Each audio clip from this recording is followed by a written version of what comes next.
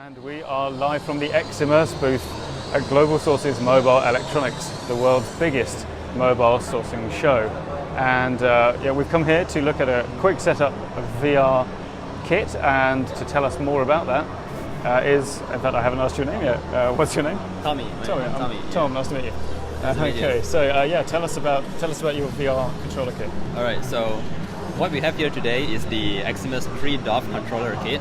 So what makes this special is that instead of being like a typical Bluetooth gamepad that you connect to your phone, you will have to use one of these so that you can play in VR.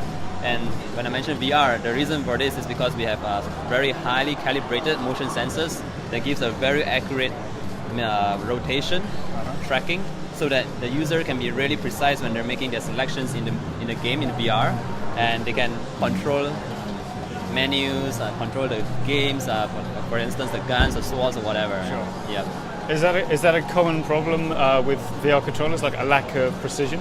Exactly. So when there is a lack of precision, it kind of breaks out the immersion that users usually try to find in VR.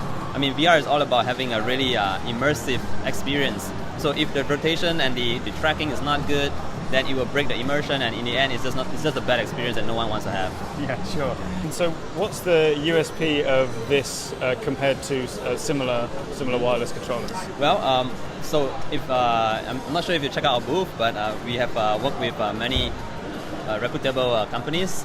We've worked with Google, we've worked with Disney, and we're really good with the tracking. So what we can offer right now is a really precise tracking, which no other company can do it at a very low cost.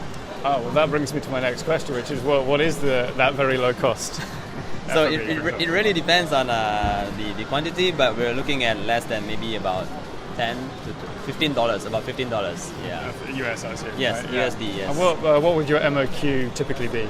Our MOQ is 3,000 units. Yeah, and any further, these prices are just ballpark figures, which can be negotiable. Yeah.